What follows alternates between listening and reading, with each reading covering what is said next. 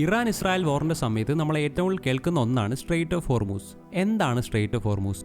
Middle ഈസ്റ്റിലെ ഒരു ചെറിയ കടൽപ്പാതയാണ് സ്ട്രെയിറ്റ് ഓഫ് ഹോർമൂസ്. ഇതിന്റെ നോർത്ത് സൈഡിൽ ഇറാനും സൗത്തിൽ ഒമാനും UAE ആണ്. അതായത് ഇത് പേർഷ്യൻ ഗൾഫിനെ ഗൾഫ് ഓഫ് ഒമാനായിട്ടും അറേബ്യൻ സീ ആയിട്ടും കണക്ട് ചെയ്യുന്നു. 167 കിലോമീറ്ററിൽ നീണ്ടു കിടക്കുന്ന ഇതിന് വീതി വെറും 35 to 60 കിലോമീറ്റർ ആണ്. ആൻഡ് ഇതിന്റെ ഏറ്റവും കുറഞ്ഞ ഭാഗം എന്ന് പറയുന്നത് 33 കിലോമീറ്റർ ആണ് വീതി. ബട്ട് ഇത്രയൊക്കെ ഉണ്ടായിട്ടും ഷിപ്സിന് പോകാൻ വെറും 3 കിലോമീറ്റർ മാത്രം വീതിയുള്ള 2 ഷിപ്പ് ലൈൻ മാത്രമാണ് ഉള്ളത്. ബട്ട് എന്നിരുന്നാലും ലോകത്തിലെ ഏറ്റവും തിരക്കേറിയ കപ്പൽ പാതകളിൽ ഒന്നാണ് ഹോർമൂസ്. ഡെയിലി ഇതിലെ 80 to 130 ഷിപ്പുകളാണ് കടന്നു പോകുന്നത്.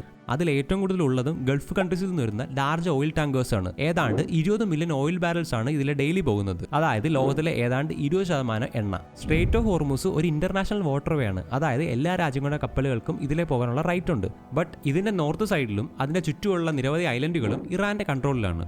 അതുകൊണ്ട് തന്നെ ഇതിലൂടെ പോകുന്ന കപ്പലുകൾ ഇറാന്റെ തീരത്തോട് വളരെ അടുത്താണ് സഞ്ചരിക്കുന്നത്. ആൻഡ് ഇറാൻ ഇവിടെ മിലിറ്ററി ബേസുകളും മോണിറ്ററിംഗ് സിസ്റ്റംസുകളും ഉണ്ട്.